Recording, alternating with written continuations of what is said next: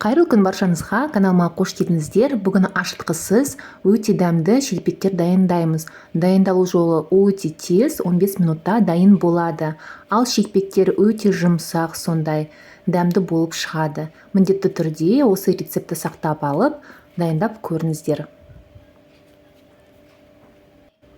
Ең алдымен ыдысымызға 200 граммдай жылы сүтімізді құямыз. Үстіне 2 дана жұмыртқамызды жарамыз.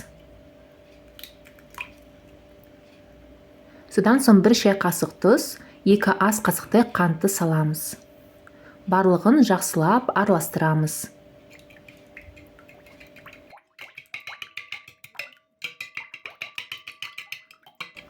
Содан кейін ұнымызды салатын боламыз. Ұнымызды 2 бөлікке бөлеміз. Өте көп ұн салмаймыз. Жақсылап араластырып, жұп-жұмсақ қамыр елейміз. Уақытыңыз тығыз болғанда тез жасауға болады. Өте оңай және дәмді болып шығады. Міне екінші бөлігін салып жатырмыз. Енді қолдың көмегімен жұмсақ қамыр елейміз. Біздің қамырымыз қолға жабысып тұратындай болу керек. Енді осы қамырымызды бір 10 минутқа қойып қоямыз.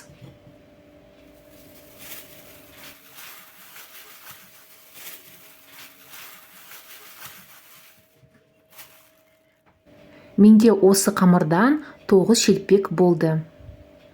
Енді әрқайсысын кесіп, оқтаудың көмегімен ысып дайындап қоямыз. Көріп тұрғандарыңыздай, біз қамырды өте жұқа қылып ысамыз. Майымызды қатты қыздырып аламыз, содан соң шелпектерімізді тез-тез пісіріп аламыз. Әр жағын 15-20 секундтай пісіреміз. Майымыз қатты қызымаған болса, біздің шелпектеріміз майды өзіне тез сіңіріп алады. Сондықтан да майымызды жақсылап қыздырып, дайындап аламыз. Міне біздің шелпектеріміз дайын болды. Өте дәмді сондай болып шықты.